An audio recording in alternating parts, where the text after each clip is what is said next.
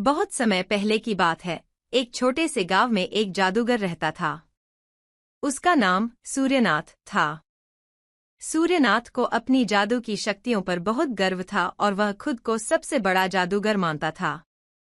उसकी घमंडी प्रकृति के कारण गांव के लोग उससे डरते थे और उससे दूर रहते थे। सूर्यनाथ अक्सर अपनी शक्तियों का प्रदर्शन करता और लोगों से उनकी परेशानियों के बदले भारी शुल्क वसूलता। लेकिन वह यह कभी नहीं समझता था कि उसके इस व्यवहार के कारण लोग उससे नफरत करते थे। एक दिन गांव के पास के जंगल में एक साधु आया। साधु के बारे में कहा जाता था कि वह भी जादू का बड़ा ज्ञाता है। गांव वालों ने साधु से अपनी परेशानियों के बारे में बात की और उससे सूर्यनाथ को सबक सिखाने का अनुरोध किया। साधु ने उनकी बात मान ली। साधु ने गांव के बीचों बीच एक सभा का आयोजन किया और सूर्यनाथ को आमंत्रित किया। साधु ने सूर्यनाथ से कहा, सूर्यनाथ, मैंने सुना है कि तुम बहुत बड़े जादूगर हो। क्यों न हम दोनों अपनी शक्तियों की परीक्षा करें और देखें कि कौन बेहतर है।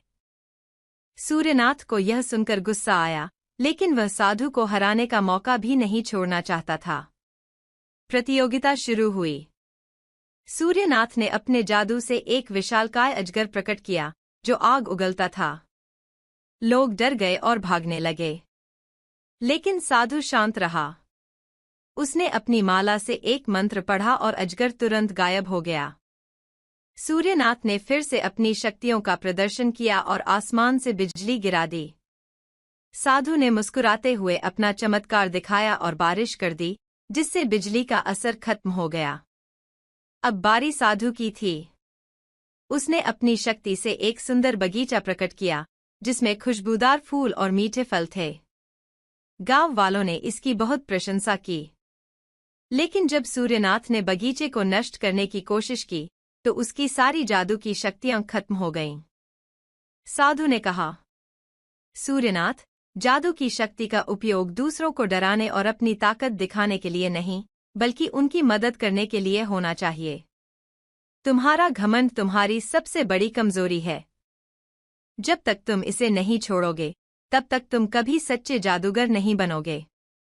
सूर्यनाथ को अपनी गलती का एहसास हुआ। उसने साधु से माफी मांगी और गांव वालों से भी क्षमा मांगी। उसने वादा किया कि अब वह अपनी शक्तियों का उपयोग केवल भलाई के लिए करेगा। गांव में फिर से शांति आ गई और सूर्यनाथ एक दयालु और मददगार जादूगर बन गया। उसने अपने घमंड को त्याग दिया और साधु को अपना गुरु मान लिया। इस कहानी से हमें यह सीख मिलती है कि शक्ति और ज्ञान का सही उपयोग करना ही सच्ची महानता है। घमंड केवल विनाश का कारण बनता है।